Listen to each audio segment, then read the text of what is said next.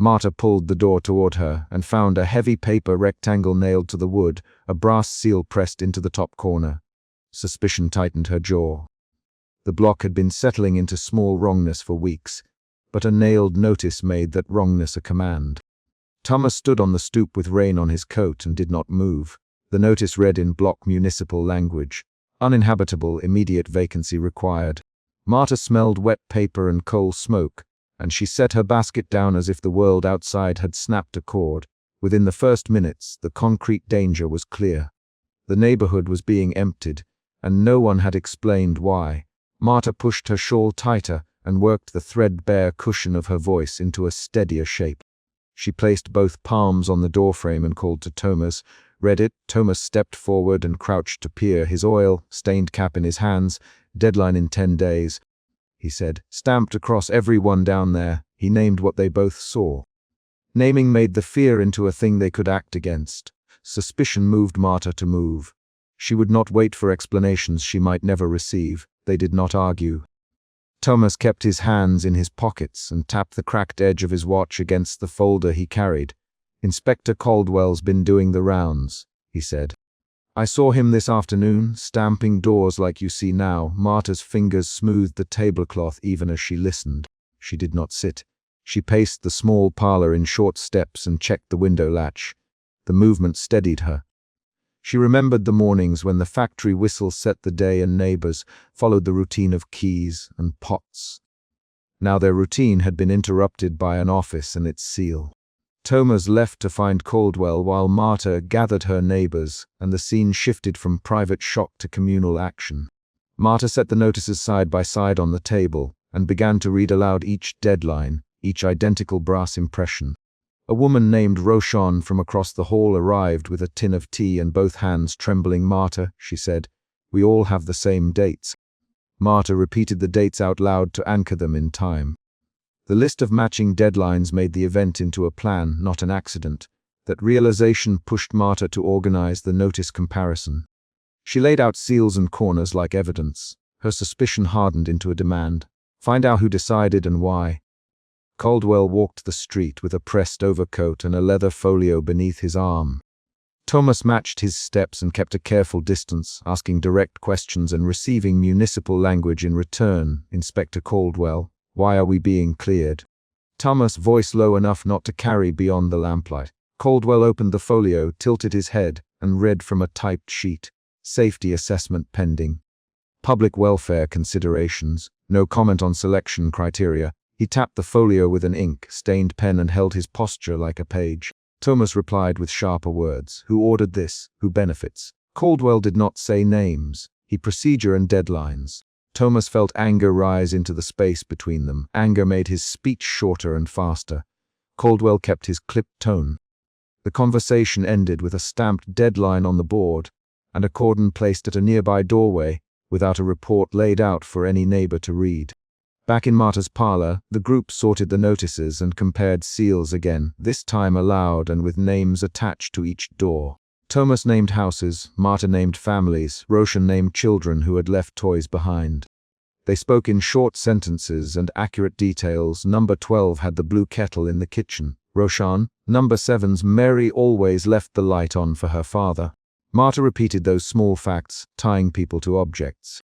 The act of listing who lived where made the eviction into a ledger.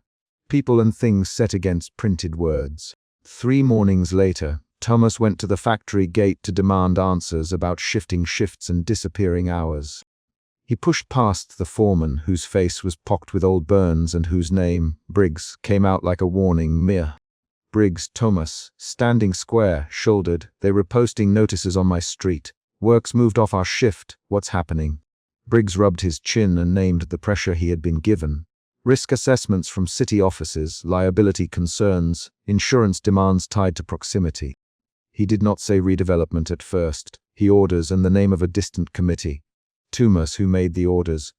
Briggs glanced past him to the gate and answered, "The city asked us to distance operations from the block until inspections finish." Thomas heard distance as removal. Thomas came back and told Marta in brisk lines, "They the city, they liability, they moved shifts away from us." Marta listened and counted the changes as they added up. Notices, cordons, shifting work.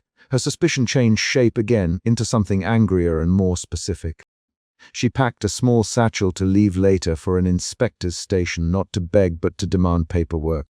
Marta and Thomas agreed to check a particular emptied parlor on their block where a child had been seen the week before.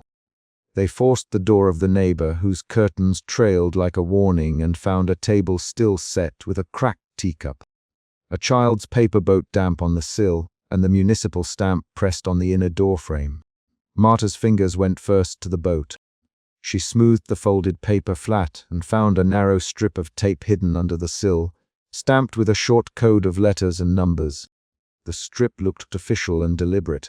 Marta the letters out loud and listened to them ricochet around the room. The code did not resemble a simple safety mark. It read like a selection marker. Thomas held the cracked cup and said, "They didn't just find decay.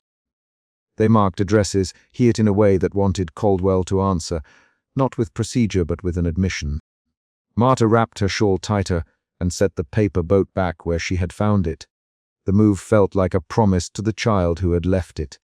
She left the stamped tape and the cup and took a photograph with her phone to show others. The evidence shifted the group's aim from asking why to accusing who. At dusk, under a single lamplight that reflected red in the wet cobbles, Thomas found Caldwell again and did what Marta had not yet dared. He stepped into the inspector's path and said, "Inspector Caldwell, were those numbers on that tape used to pick our homes?" Caldwell flicked his spectacles, glanced sideways, and answered with the usual municipal voice, "We act on reports, Mr. Reed. We are not tasked with policy. We enforce determinations of safety." Thomas tightened his jaw. "Someone decided those houses were expendable," he said. "Who benefits from clearing people out?" There it was, accusation formed into a sentence. Caldwell looked at the tape in Thomas's hand and hesitated long enough for rain to begin again. The pause carried information. Thomas labeled it to make the pause concrete. "You repausing, Inspector. Who you to stamp those doors?" Caldwell's shoulders shifted. For the first time he let municipal language slip. "There are redevelopment plans," he said. "I cannot speak for council.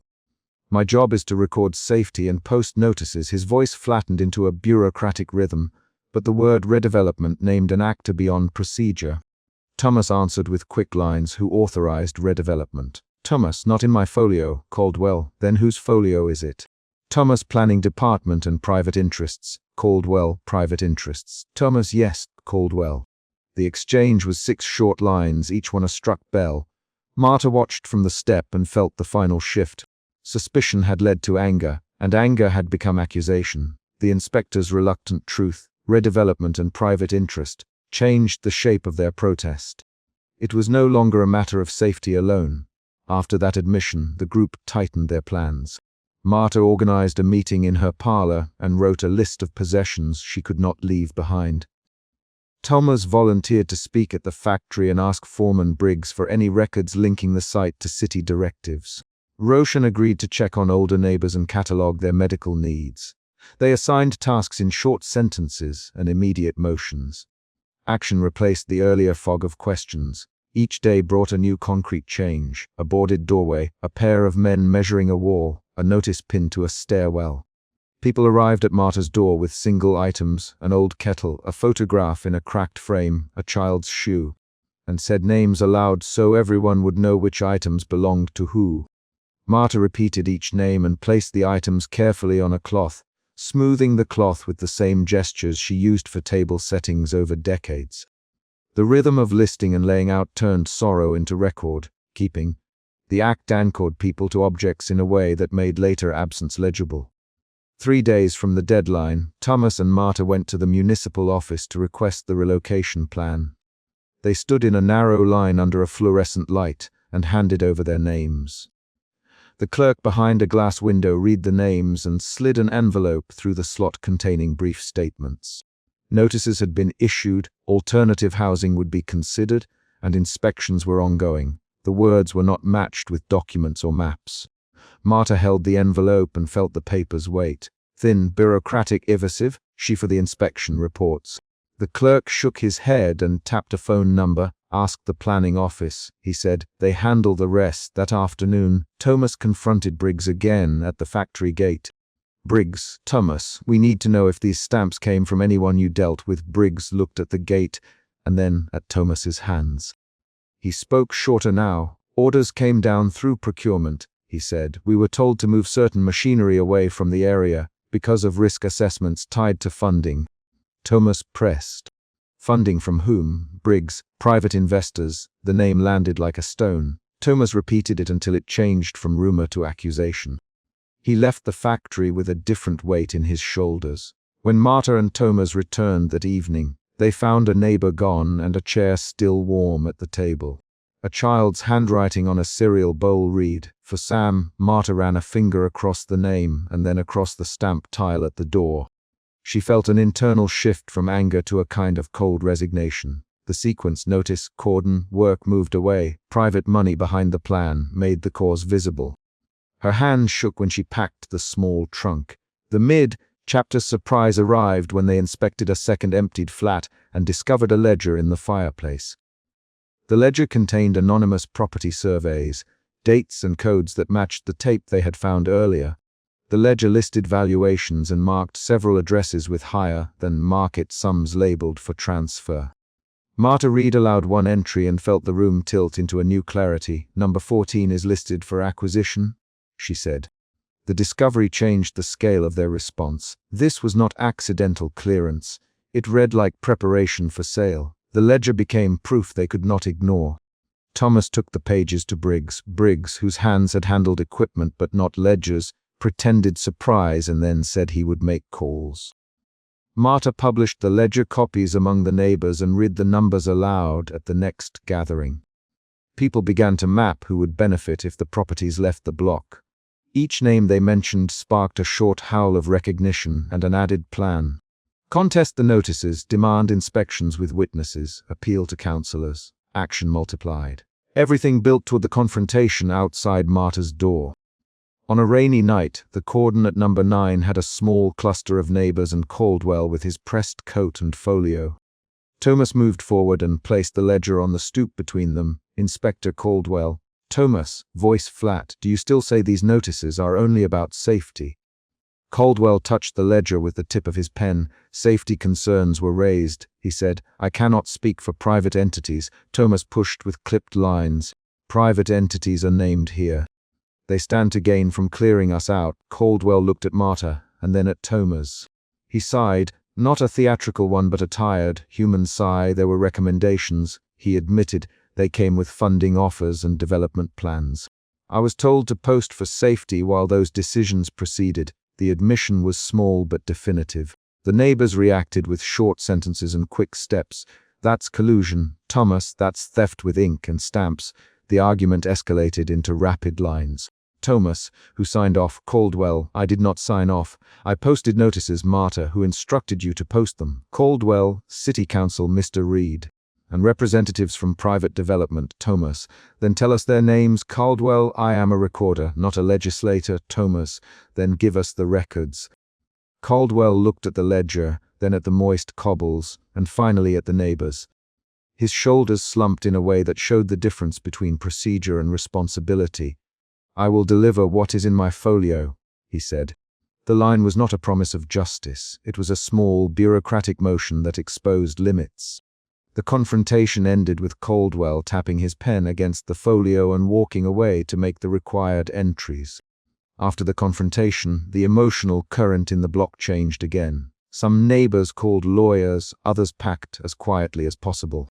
Marta refused to leave at once. She packed only what she could carry and left the brass locket on the windowsill before she closed the trunk.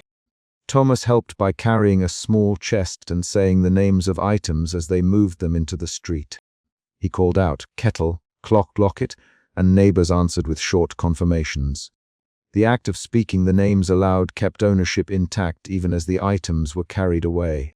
Dawn came with lamplights guttering and a cold wind that moved the curtains of an empty flat. Marta stood at her window for a long moment, tracing the brass curve of her locket with a thumb. She moved it to the windowsill and set it face up where the light could find it. Her hands were steady, not because she felt less, but because she had chosen a small, concrete action that marked the end of this room for her.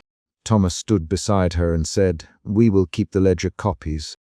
We will tell the story." Marta nodded, and then she turned, lifted the small trunk, and carried it into the street. They left without shouting. They left by named objects and by the list of tasks they had completed. Marta paused once on the stoop and pressed her palm against the door she had opened so many times. She did not linger in thought. She set her hand, counted 3 steady breaths, and stepped away.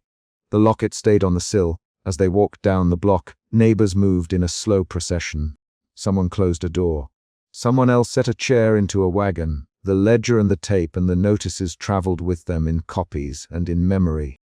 Marta walked with Thomas and kept her head forward. At the corner, before they turned away from the lamplight, Marta straightened the locket where it sat and said, in a voice held low and practical, "Remember who had the blue kettle?" Thomas answered, "I remember." She closed her eyes for a second, tasted boiled tea, and then walked on. The chapter ends not with a promise but with a concrete act. Marta places the locket in the window and pulls the trunk toward the street, and the first lamplight behind them dims as the block grows quieter. The last sound is the soft click of a shutter closing, and then their footsteps as they move away from houses stamped by other people's plans. City workers stretched bright yellow tape across the communal stairwell as Marta shoved the door wider and Thomas held rein on his coat behind her.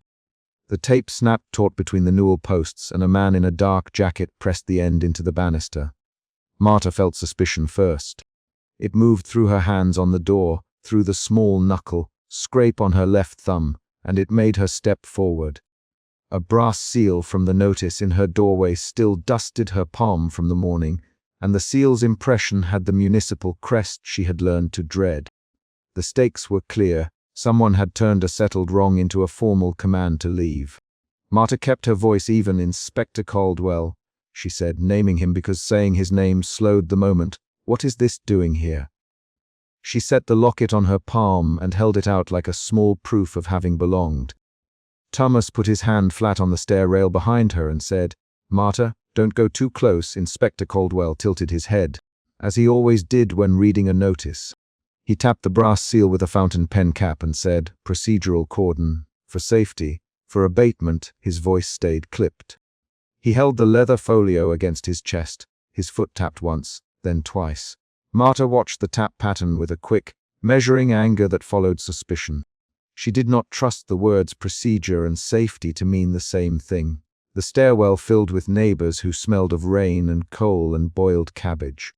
A boy from 2 doors down pushed at the tape with a stick and snuck an eye at the basement door.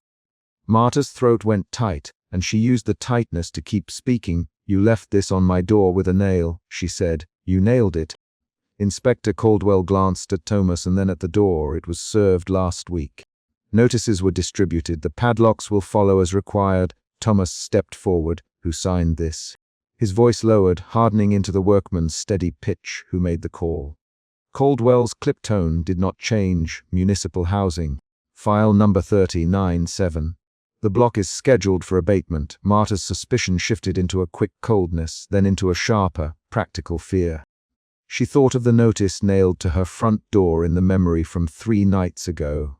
Heavy paper, brass seal, and a nail hammered in so the paper could not be taken down. That concrete detail was still in her palm, and in the memory of the morning when Thomas had stood on the stoop with rain on his coat. The notice had made wrongness into a command. Now tape and padlocks made it more public. Neighbors murmured, "Someone, they can't do that in winter." Another voice, Mrs. Gorn, who lived above Marta, said, "They did that to the Willoughby block last month." People moved out overnight. Marta moved through the corridor with her basket balanced on her hip.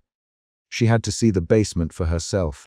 Her hands smoothed the basket handle as she went, the motion not a comfort but a way to measure the steps ahead. In the basement utility room, she found the gas meter capped and a new padlock on the cellar door. The metal had a municipal stamp. Thomas knelt and peered under the lip of the padlock and tried the meter valve with a wrench someone had pushed into the coal, smudged hands of the stairwell. They cut everything. Thomas, no heat, no gas, no light. Neighbors began to gather at the basement mouth like people who had found a wound and could not look away. Marta found that she was explaining the facts aloud to steady herself. "The meter's been sealed since noon," she said. "The main valve is turned. The light in the corridor flickers, then dies when the switch is pressed." Tension thickened. Marta's suspicion became a wired purpose. She wanted a record, a name, something to hold. She sat at her kitchen table and spread the brass, sealed notice on the wood. Tummer stood by the sink with his gloves off and his nails black at the cuticles. He rubbed the bridge of his nose the way he always did when tired. "What do we do, Marta?" he asked. Marta set the sealed paper next to a folded municipal map she found in the drawer beneath her table, the same drawer where she kept spare tea. The map slipped out with a soft scrape. It was folded small and had a faded ink notation that surprised her. Someone had penciled the outline of their block and written the municipal code beside it.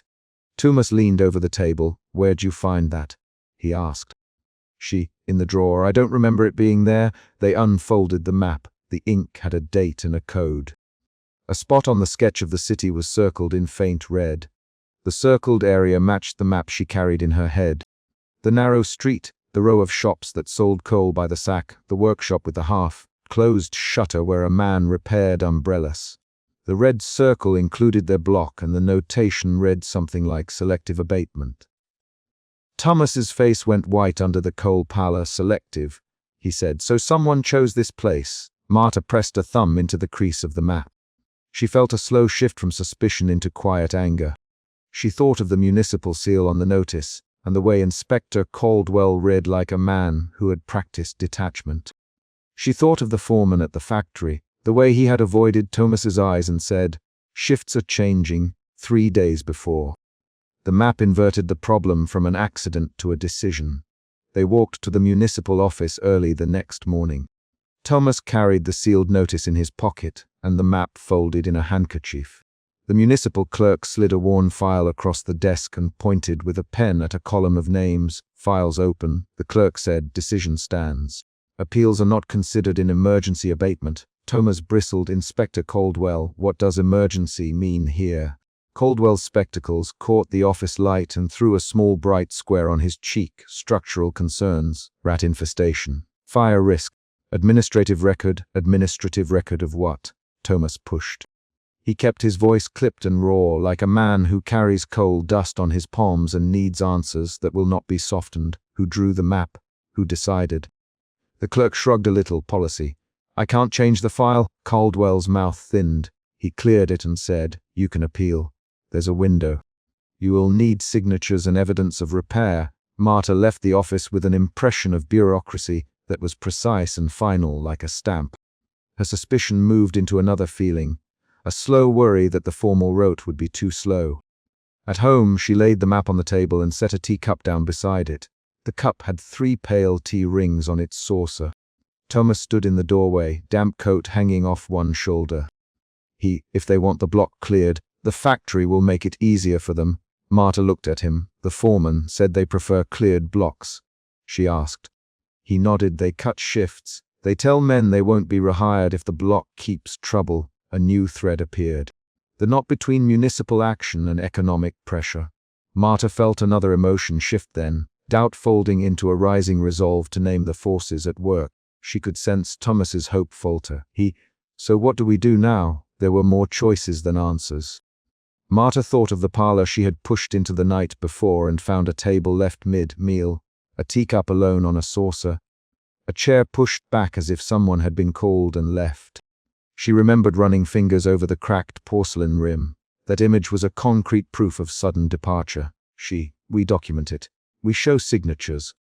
We get the neighbors to the office." Thomas rubbed his hands together. "Neighbors can sign. But what if they don't want to risk their jobs?"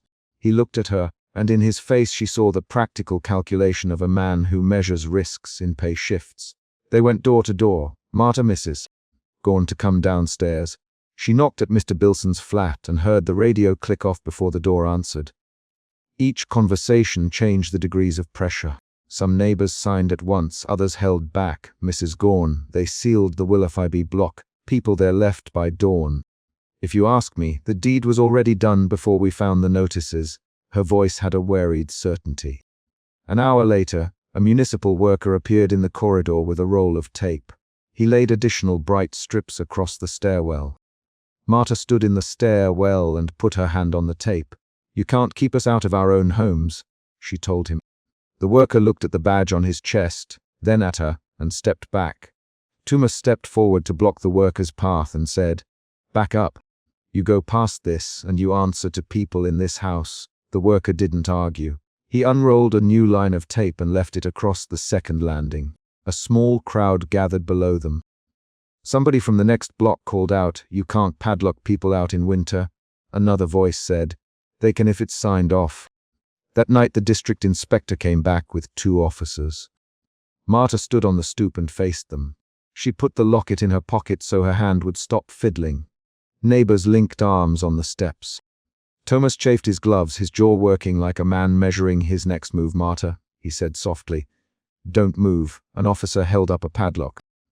We have sealed notices for multiple doors. We are authorized to place locks tonight." The officer's face was a blank method of motion. Inspector Caldwell read from a list. Buildings selected for abatement this quarter. Properties on map sector 39-7. Enforcement begins tonight. Marta stepped onto the stoop. She did not raise her voice. "Then sign with me here," she said. "If this is enforcement, then show the signatures that authorized an immediate seal. Show the legal paperwork that approves midnight padlocking." Caldwell's fingers brushed the leather folio. He flipped a page. "This is not discretionary." "The order stands." The truck engines idled 3 houses down when Marta pushed her front door open and met a new, precise sound. Metal striking wood, the clack of a heavy padlock finding its hasp. Suspicion pushed at the back of her tongue before she shaped a question. The padlock rattled again. Men in municipal gray moved with a rhythm that left no space for answer. Thomas lifted his cap as she came onto the stoop. "Marta," he said, "they're rebolting doors." She stepped forward and felt the morning on the soles of her boots. The same boots that had tracked coal and bread and school runs down this street for 30 years, and the word suspicion sat in her chest like a stone. That suspicion made her shoulders square. It made her walk faster. The courtyard smelled of wet iron and boiled cabbage. Marta's hands were empty except for the basket's handle. She kept her shawl tight across her chest. A worker reached a ladder, wrapped a chain around a doorknob, and threaded a lock through. Thomas moved beside her and did not speak at first. He kept one hand in his coat pocket, feeling the cracked glass of his pocket watch. The watch was slow by 2 minutes. Thomas did not look at it to check. "Inspector Caldwell." Marta called. "Inspector Caldwell." The name came out like a request for proof. A man in a pressed overcoat stepped onto the stoop. He held a folder whose brass clip caught the weak light. Inspector Caldwell's face was a practiced neutrality. He tilted his head and unfolded the paper. "Madam Alvarez, Caldwell, clear and clipped, order sealed. Immediate hazard. Municipal code." The words were official. His fingers did not tremble. Marta stepped closer. "Immediate hazard of what?" she asked. Suspicion shifted under her words into a pointed demand. The inspector tapped the paper. He did not read aloud specifics beyond the phrasing. A stamped seal and certified verbiage did the rest. Marta heard the syllables and felt them land like small, precise blows. This morning followed a shape she had watched arrive in pieces. In the kitchen last week, she had found a heavy paper rectangle nailed to her door with a brass seal pressed into the corner. That notice had turned the block's wrongness into an order. The communal stairwell had worn yellow tape across its banister, tape that snapped taut when someone moved past. Those were earlier intrusions. Now the city brought iron to close the exits. The problem was not a single note. The problem was that the city was willing to close a neighborhood without explaining what it would leave behind. Neighbors gathered in small clusters, collars up against the damp. "Mrs. Lewan from number 12 hugged a satchel to her chest and said, "They gave no time." Her voice was sharp but small. A boy from the 3rd floor peered out and then ducked away when a worker lifted a padlock by its chain. Thomas heard the boy's footsteps retreat and imagined the child stepping back into a room without the sound of a closing door. Marta felt a weight at the base of her skull and wanted an answer that would fit in her fingers. The foreman held up a curt, stamped order and did not meet anyone's eyes. He showed it only to Inspector Caldwell and to the man who directed the crew. "Hazard," the foreman said, as though the word were a tool. Thomas reached forward. "Show it to us," he said. "Thomas read." He added when the foreman hesitated, Giving his name like a card, the foreman's hand did not move. A woman from number 7, clutching a wrapped loaf, stepped between Thomas and the foreman. "We live here," she said. "You can't just." Her sentence cut off when the foreman looked past her to the ladder. Marta did not shout. She examined the brass seal on Caldwell's folder with the trained attention of someone who noticed small facts and let them grow into meaning. The seal had a municipal crest and a date. The ink had been pressed hard. Marta's suspicion shifted toward a quiet anger, a different movement in her body. Hands tightening against the basket, a jaw set along a line of remembered wrongs. Thomas's voice carried low. "Inspector Caldwell, where is the evidence?" He asked. "Thomas Reed," he repeated, as if the name would make the question harder to ignore. Caldwell gave the standard reply about regulations and safety. "Safety and immediate risk." He said, "Please step back while we secure the block." Marta stepped back toward the communal cellar, thinking of space where records accumulated and where damp kept the pages raw. She had sensed earlier that this clearance felt planned. The tape last week, the sealed notice, the stamped order, each small action had been a predictive stitch. Marta Thomas, she would check the cellar while he tried to speak with the foreman. "Marta, don't go alone. Thomas." His hand rested on her shoulder for a moment, then dropped. "Thomas," Marta answered, and it was a short exchange. Her suspicion now sharpened into a need for proof. The cellar door smelled of wet cardboard and old coal. Marta pulled it open and let her eyes adjust to low light. Shelves leaned under boxes labeled in other hands. Curtains, Christmas. At Mrs. Lewin, she moved by touch as much as sight, fingers brushing against cloth and tin. Something caught on her glove, paper tucked behind a crate. It was a folded docket, municipal typewritten lists with columns and a stamp, Annapolis Municipal Redevelopment. Her fingers traced a column titled Priority Clearance. The block's street name was on the list, next to a number, next to a note about developer incentives. Marta's breath shortened. The emotion inside her became a cold clarity. This was not only about safety. The discovery changed the shape of the morning. Suspicion shifted into betrayal. She carried the docket upstairs. On the stoop, Thomas was arguing with the foreman in a set of sentences that came fast and clipped. "Thomas." Marta, showing him the paper. "Thomas, look." He took the page and read, eyes narrowing. "Redevelopment memos," he said. "Incentive funding." His voice narrowed around the words. He held the folio like evidence, as if its weight might steady something. Inspector Caldwell crossed his arms when he saw the paper. For a beat, his expression pinched. "That folio belongs to municipal records," he said, and then added, "Misplaced documents happen." The phrase sounded designed to shrink the problem. Neighbors pressed close enough to touch. Voices layered into a single pressing sound. "Mrs. Lewin, U.S. safety, U.S. hazard." "U.S. nothing about money." Her sentence landed and did not soften. A man named Ortiz from number 2 spoke in a louder key. "Caldwell, explain this." The inspector's reply was careful and slow. He read aloud from the sealed order and repeated phrases about hazard abatement and public welfare. Marta interrupted. "You had this list in the cellar," she said. "You had this plan." Caldwell closed his hand around his folio as though it could hide him. "Madam Alvarez," he said, "there is no plan to displace without cause. Safety requires closure until remedial work is complete." His clipped voice tried to hold authority. A neighbor, who had until now remained quiet, pushed forward. "You called it safety, Ortiz, then why a list of incentives for developers?" He held the docket high. A young factory foreman arrived from the plant with a note in his hand. Thomas had sent him. The man handed the paper to Thomas. "Night shifts reduced," the foreman said. "Utilities may be cut." The foreman's tone did not contain malice. It contained a resigned report of orders received. That report changed the problem into something larger. If utilities were suspended and shifts reduced, people could not work the hours they needed. The immediate hazard became a lever. The stake rose. A small group insisted on a meeting in the communal parlor. The parlor's table still had a saucer with a ring of tea, a chair pushed back halfway, a newspaper folded down the middle. Marta sat facing Inspector Caldwell and the cluster of officials. Thomas stayed close, his palms raw from gripping the folio. Caldwell offered municipal wording that avoided admitting a redevelopment motive. "We are acting on safety," he said. "We are following procedure." The neighbors wanted the folio explained. They wanted a timeline and a person to answer them directly. Thomas, Marta, pressing her fingertips to her lips, ask about the incentives. His voice lowered. Inspector Caldwell. Who stands to gain? The exchange grew sharp. Caldwell repeated phrases about procedures, about assessments and remediation. Thomas's voice rose. Thomas Reed, he said again, you can say to me who gains. You can tell me who signs the incentives. Caldwell tapped his pen against the folio and then set the pen down. I cannot comment on ongoing municipal agreements, he said. My duty is to public safety. Thomas leaned forward. This street keeps working people, he said. If you cut us off from work, you'll push us out.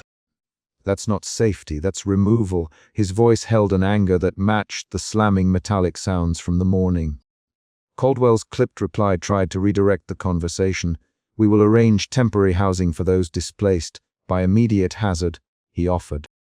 The offer landed without the gestures people needed. Addresses, times, contact names. After the meeting, the folio that would change the morning waited in the stairwell. Thomas noticed it because the leather slip had slipped from Caldwell's hands, or so he told himself later. He picked it up and slid it open. Inside, stamped redevelopment memos described incentives and tax breaks for flagged properties. Lists of addresses matched the docket Marta had found. There were marginal notes, percentage figures, phrases such as priority acquisition, signatures whose initials were hard to read. Thomas felt a new current in his chest. Clarity and then a dampening resignation that came from recognizing a pattern of governance he had seen in whispers at the factory. He remembered a foreman's shrug last month. They were clearing ahead of the sale, the foreman had said quietly. Thomas realized the problem was designed, not accidental. When Thomas returned to the stoop with the leather folio, the mood changed. Neighbors clustered, mouths open. Thomas, show us, Mrs. Lewan demanded. Thomas read aloud a line about incentive funding. Lines of talk became rapid fire. That's theft, ortiz, that's fraud with names and numbers. Caldwell took a breath and then made a decision that tightened the morning into a direct conflict. He signed a final notice for Marta's door. The signature was careful. The pen made a small scratch at the end. Final order. Caldwell, we will proceed. The words dropped into the courtyard like something heavy. A crew gathered to seal doors. Marta and Thomas moved to block them. Hands met hands. Thomas put his shoulder into the doorframe. Marta wrapped both hands around the knob. We live here, she said, and the words were not a plea but a description of fact. The workers did not strike. They applied the padlock methodically. Caldwell stepped back to sign the formality. You cannot stop municipal procedure, he told them. Thomas answered quickly. Thomas Reed. He said, we can delay you. The exchange turned physical when someone shoved against the worker's ladder. A worker lost his balance. The ladder clattered, and the padlock's shackles slammed into metal. A neighbor cried out, and the courtyard emptied into a press of voices and movement. The climax arrived as padlocks met wood at Marta's doorway. Manuals of procedure moved like a machine. Thomas and Marta locked arms to keep the door from closing, while men in coats applied the heavy lock. Clang. Marta felt the metal bite the paint. She tried to wrench the door. Her fingers scraped splinters. Marta! Thomas shouted her name. The shout pulled a cluster of neighbors into a chain of bodies. One worker tightened the bolt with a wrench. The wrench slipped. Thomas's hand caught Martinez's forearm. Caldwell signed the last document. A worker clicked the lock shut. Marta's hands were suddenly empty. The door swung only as far as the padlock allowed. The physical act of the padlock sealed the public act of displacement. In the immediate silence that followed the final click, Marta wrapped a cloth around a small photograph and tucked it into her shawl. Thomas folded a page of the folio and slid it into his pocket. Around them, trunks moved on carts, neighbors carried kettles, and a child trailed behind Mrs. Lewan holding a chipped cup. No one shouted anymore. Movement had replaced argument. Marta's breathing was a measured work. She steadied her chin and felt the edge of something like resolve. Her hands smoothed the tablecloth she had folded earlier, a small ritual she kept in pockets of restless mornings. She and Thomas promised, in small sentences, to remember the street and what had been kept, bread recipes, a pattern of wallpaper, the number of the coal supplier. Those promises were concrete, deliberate, and quietly made. By evening the block had emptied in small groups. The padlocks gleamed in the lamplight. Caldwell walked toward his carriage without hurrying. the brass of his badge catching the light. Thomas and Marta stood with neighbors on the pavement. Marta placed a photograph into Thomas's palm and said, "Keep this." Thomas nodded. He had the folio's folded corner in his pocket, and the weight of it steadied him. Marta closed her basket and set it on a cart. Marta Ortiz quietly, "What now?" She looked at the locked door and then at the line of closed thresholds. "We pack what we can," she replied. "We list who belongs where. We tell their names." The chapter's last action came when a knock sounded at Marta's locked door. 3 short taps that belonged to the building's superintendent, who had returned to fetch a forgotten tool, or so it seemed. Marta heard the knocks as a precise event and stepped forward to call across the stoop. "Who is it?" The knock repeated. She turned her face upward at the dim light and answered with the question that would decide the morning's next movement. External events punctuated every few paragraphs. Arrival of trucks, the cellar discovery, the foreman's note from the factory, the folio reveal, the final sealing, and the knock at the door. The chapter closed on that knock, a concrete beat that ties to the morning's decisions, and that sets a deliberate question for the next scene. The placard hit the stoop with a wet scrape and landed against the rail. Marta grabbed it with both hands and felt the metal cold through her shawl. Suspicion tightened her jaw as she looked up at the brass letters that read "uninhabitable." She had suspected wrongness for weeks, and now the borough had made that suspicion a sealed order. Neighbors pressed against the curb, rain still on their coats, and the municipal crew left the placard propped like evidence. Marta's first move was not a speech. She pushed forward, fingers hooked around the edge, and demanded an explanation in a voice that did not tremble. The placard hit the stoop with a wet scrape and landed against the rail. Marta grabbed it with both hands and felt the metal cold through her shawl. Suspicion tightened her jaw as she looked up at the brass letters that read "uninhabitable." She had suspected wrongness for weeks, and now the borough had made that suspicion a sealed order. Neighbors pressed against the curb, rain still on their coats, and the municipal crew left the placard propped like evidence. Marta's first move was not a speech. She pushed forward, fingers hooked around the edge, and demanded an explanation in a voice that did not tremble. Marta had lived here for decades. She knew the block by the sound of its pipes and the exact pitch of the upstairs neighbor's cough. In the second sentence, she stepped back and turned the placard so Thomas could read it. Thomas kept his cap low and held the small leather basket against his hip. "Thomas, tell them, Marta." And her hands smoothed the tablecloth she had been carrying from home to the street. The problem was clear. The city intended to remove them now, and the notice made that removal immediate and public. Inspector Caldwell stood beside his van with his pressed overcoat buttoned to the throat and a leather folio under his arm. He spoke with the care of a man reciting regulations. "Madam, the order is final. Removals will proceed today." Marta waited for more. Suspicion hardened into a tight H behind her ribs, and then into a quiet, rising anger that made her jaw clench. She had seen sealed notices before, the nailed paper in Chapter 1, and seen tape and padlocks after that. This placard left no room for doubt. Thomas cut in before Marta could speak. "Inspector Caldwell, what about wages? What about the things we can't carry?" Thomas's voice was low, not pleading.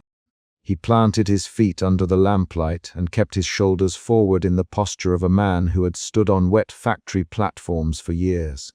Caldwell tapped his foot once and opened the folio. "There will be an inventory. There will be temporary storage. The regulations are clear." Thomas pressed, and Marta watched his hands form into fists then open again. A city worker wore a yellow vest and moved as if finishing a core. He hooked a strap to the placard and set it upright, anchoring one leg into the cracked paving. Marta felt the crowd press behind her and spoke louder. "You can't take our things without a list on our table," she said. Her voice carried through the rain. The word list because it named a process. She named a process to stop them from treating her home like something anonymous. Caldwell read a line aloud from a page. "Removal must occur to protect public safety," he said, and then he folded the sheet away. "The removal order forced actions."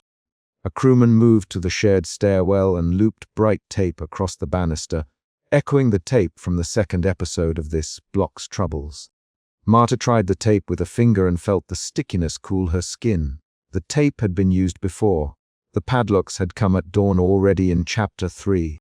Those actions left traces. A rubbed banister, crust of tape glue, a faint ring in the stair runner where the truck wheels had stopped. Marta used those traces to speak with neighbors. Remember the padlock day? She asked, remember the notice nailed to our door? Others nodded with faces set. Thomas moved through the cluster of neighbors toward Caldwell and said, Inspector, who pays for the storage? Who pays the wages lost today? His questions were short. Caldwell's hands found the brass badge at his lapel. The municipality provides temporary assistance when eligible, Caldwell. He kept his fingers on the folio as if it were a shield. Marta stepped closer and put a hand on Thomas's arm to stop him from stepping forward. The touch said both thank you and stay steady. Outside, a child looked between the adults and then ran back into a doorway where a mother called his name. The sight broke the rhythm of rules and pages and made the workmen move faster. A neighbor's door was opened by a crew with a clipboard. Men in municipal gray lifted a pram and set it on the pavement. Marta lunged and grabbed for a damp blanket in the pram, but a foreman in a dark jacket held his hand on the cloth and shook his head. The foreman said, "You must wait for the inventory." Marta felt a rush of hot anger and tried to step around him. But Thomas's hand rested on her shoulder and held her back. They were told to wait. That instruction pushed Marta through shifts of feeling. Suspicion had been the first engine. Anger was the second. Anger moved the first attempt at resistance. Resignation hovered for a moment when a list was read aloud and names were checked. Then Marta refused resignation and acted. She pushed past the foreman and into her parlor with Thomas behind her. Inside, sunlight from a small, high window fell on a table set mid-meal. A cracked porcelain plate, a half-poured cup of tea cooling where someone had left it. Marta stood motionless and ran her hand over the back of a chair. A folded scrap had been tucked under the tablecloth. She opened it with a thumb. The scrap held a hurried line in someone else's handwriting. "I left for the doctor, be back." The folded paper showed a specific moment, not a memory of emptiness but the actual, abrupt step away of a neighbor. Marta read the handwriting twice and then folded it back into place. Thomas called from the landing, "Marta, they are taking Mr. Hargreaves' trunk next. We need to choose what to save." He the words to set the task. Marta moved through rooms in a measured way, touching a few objects that mattered. The brass locket she always wore, a chipped sugar bowl, a small trunk with a frayed leather handle. She put the trunk by the door. She tied the locket to the inner handle so it would not be lost when hands moved things in crates. Her hands showed panic in small movements. Quicker knots, a sharper grip. Outside, Caldwell found a curb beside the inspection van and unfolded a municipal map with a careful gesture. Thomas crossed back to him and asked, "Inspector Caldwell, why this cluster? Why our streets?" Caldwell hesitated. The hesitation was a physical act. A pause, a shift of weight, a small crease in his forehead. He did not speak the full reason. Instead, he placed a finger on a block of the map and said, "This area has been designated for immediate condemnation under Section 12. Thomas pressed, "Under Section 12 for what?" Caldwell looked down at his hands and said, "For risks related to old industrial waste and structural failures in some buildings." His voice was clipped. His fingers tapped the folio once. The new information changed how Marta and Thomas understood the earlier padlocks and the midnight seals. They had believed the actions were purely municipal caution. Now there was a name to the force: industrial waste, structural risk. Marta's mouth worked around the words, and she felt a cold realization that some larger decision, made elsewhere and earlier, had been marching toward them. The thought tightened her chest in a way that was not poetic. It was a simple, physical tightening that made her search for a plan. "Thomas, Inspector, who ordered this? Who made the test? Show us the report." He spoke again in short lines. Caldwell looked at him without meeting his eyes. "The report is on file. The tests were commissioned by the Public Works Department in cooperation with private assessors."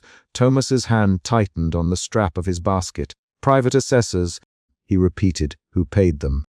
Caldwell's throat moved, and then he answered with precise, slow words. "There were contractual arrangements. I cannot disclose contractual details without clearance." Thomas's face lost color. He stepped back and struck the heel of his boot against the curb. Marta stood between them and said, "So there was money in this before our doors closed." Her voice was flat. The crowd muttered. "A neighbor, Mrs. Greeley said. They sealed our hallway at midnight and left us with tape. We couldn't get back in to fetch the kettle." Her sentence was a small, plain ledger of loss. Marta looked at Caldwell and asked sharply, "Was anyone offered to move us into permanent housing?" Caldwell named a program and then added, "Eligibility is limited." The words shifted the neighborhood's energy from fury to immediate calculation. Who would qualify, who would be left out? An external change came then. A van with municipal markings backed into the street, and the engine idled. Movers unloaded sealed boxes marked with inventory numbers and set them on the pavement. A man in a dark coat read from a clipboard and said, "List 27 through 30 will be taken to temporary storage now." Marta pushed forward and said, "Those are our kettles and bedding." The man did not look up from the clipboard and said, "Please wait. We will itemize everything. You may be present for the inventory if you register." Marta tried to say more, but her words fell into the official pages. The van's tailgate clicked down with a metal sound. Marta and Tummer worked the room for salvage with short, efficient actions. They wrapped a sugar bowl in an old scarf.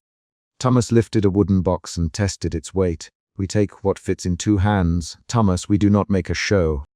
We do not fight with the men with the lists." His voice held a wary practicality. Marta nodded and tightened the knot on a bundle with quick fingers. Anger still sat under her skin, but action redirected it into precise rescue. At midday, a conversation on the curb became sharper. Thomas confronted Caldwell with direct lines. "Inspector Caldwell, tell me plainly, did the factory file a complaint? Did the company ask for this condemnation?" Caldwell's eyes flicked to the inspection van and then away. There was a petition from several stakeholders citing contamination concerns. Caldwell. He did not say the names. "Thomas, stakeholders who profit from clearing our homes." The crowd hummed. Caldwell answered with regulation again, but his hands revealed tension. He adjusted his spectacles and then folded the folio like a closed book. Marta stepped forward and put both palms flat on the hood of the inspection van. Her fingers splayed on cold paint. "If this comes from a complaint, let us see the tests. Let us see who claimed danger." Caldwell inhaled and then, almost without planning, unfolded the map and pointed to 2 cross-hatched lots. "These lots show remediation work planned." The tests indicated elevated toxins in soil samples near the old foundry. Thomas's jaw set. He spat out, "Foundry, those chimneys across the river. They closed years ago." The crowd made a small chorus of recognition. A twist arrived in a small, concrete way. Caldwell's hesitation became a partial confession. The remediation contracts were expedited under pressure from a private developer and a municipal fund. "I did not sign those terms. I only execute the orders." The sentence moved the problem from anonymous bureaucracy into the realm of choices made by named people elsewhere. It changed the neighbor's understanding from abstract danger to contested priorities. Marta's face did not crumple into a general sorrow. She swallowed and counted where the choices would land. Who lost a roof first, who lost wages, who ended up in a shelter with a list of possessions. That confession produced a rapid exchange at the curb. "Thomas, who is the developer?" Caldwell named a company with a careful hesitation and then added, "They purchased adjacent property 2 years ago." "Thomas, did they pay for the tests?" Caldwell answered, "They contributed to certain assessments, yes." The back and forth lasted 3 short exchanges, each line clipped and direct, and it made the crowd lean in for detail. Marta heard the name and felt a shift. Suspicion had hardened to anger earlier. Now the anger moved into a focused sense of betrayal. She stepped to the fore and said, "If this was pushed by a buyer, then we were cleared to sell our homes without our consent." She tugged the locket under her collar and held it there like a small, steady thing. Thomas put a hand on her elbow and said quietly, "Marta, let's not let them tie us up with words while they haul everything away." His voice cut the moment and set a plan. Act in the immediate present to salvage items of meaning. The afternoon produced a sequence of external events. Doors opened, hands moved through trunks, a pram was wheeled to the curb, and an old radio that still worked was put on top of a stack and wrapped. Marta forced herself to name what mattered. The sugar bowl, the brass locket, a small photograph in a tin. Each item she wrapped and put into Thomas's basket. Each wrapping was an act against erasure. Each act changed her feeling from helplessness into a working, sustained defiance. A neighbor, meh. Hargreave tried to stop a mover from taking a trunk. That's my father's trunk. You can't take it. The mover said we have the list, sir. Mitter. Hargreave moved closer and grabbed the handle. 3 municipal men stepped between him and the trunk. A short argument followed with quick, clipped lines. Let go of that trunk. This is ours. You will be cited if you interfere. The exchange had 5 turns and ended with the men taking the trunk and mere. Hargreave's face pale and taut. He folded his hands over his mouth and walked away. That confrontation left a bright, small fracture in the day's procedure. Marta watched Hargreave and then turned to Tomers. We must not be scattered when they take the last van, she said. Tomers nodded and spoke in practical measures. We mark what we can. We write names on the boxes. They found parcel paper and a stub of pencil and began to label things with brisk handwriting. Alvarez, mattress, Reed, tools. Hargreave, books. The labels were simple acts of resistance. As dusk thickened, Marta moved to chain her door. She wrapped a length of rope through the handle and the rail, and then looped a small chain. Tummer stepped in front of her while a crewman reached with a padlock. Marta felt the chain move through her fingers, and she held on tight. Caldwell ordered a formal seizure, and his voice cut across the stoop. By order of the municipality, I instruct you to